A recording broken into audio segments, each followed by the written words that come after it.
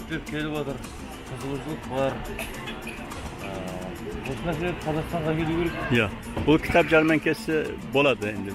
Жылда bir neçə yerdə болады. Ya 15 min. He. 31 aralığında күнде Ya. болса öyle bu. Ya, buna болады. İstanbulda endi mına Qaraşayında ülkөнü болады. Beylikdüzü деген жерде. Қалай ұнады ма kitap jərmənkəsi? He. Қазақстанда бола ма осындай jərmənkeler? Қазақстанда қазір міне соңғы жылдарда қазір қолға алып жатыр да. He. Алдағы уақытта құдай қаласа осындай үлкен шаралар өтеді деп ойлаймын. Mına kitap jərmənkəsi okurmanмен kitapты табыстырады. Okurmanмен жазушыны табыстырады. Mine bugün bizde osunda Türkistan Legionu туралы kitabımız, Türk dilindeki nüskası.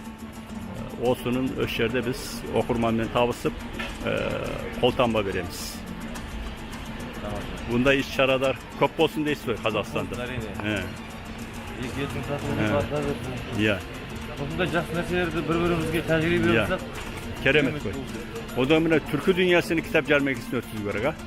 Мысалы үшін Қазақстан келсін, Өзбекстан келсін, Түркменистан, Қырғызстан, Азербайжан, бүкіл солардың мына тарихқа қатысты, мәдениетке қатысты, өнерге қатысты. Түркістанда өткізуге болады оны. О, міне. Бізде міне қара шаңырақ Түркістанда өткізсе, ол шарасын бүтіндей болады.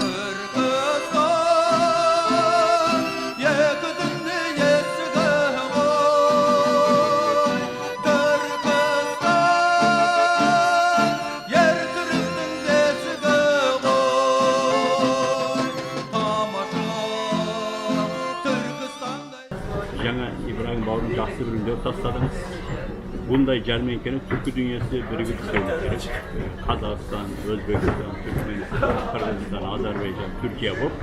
Бұл да менің ойымша айтқандай Түркістан қаласына жарасады. Ондағы әкімдеріміз, мәдениеттің басқасы жүрген азаматтар осыны ойлап, келесі жылға түркі дүниесінің үлкен kitap jәрмеңкесini, түркі дүниесінің рухани астанасы Türkistan қаласында өткізсе, нұр үстіне нұр болмақ.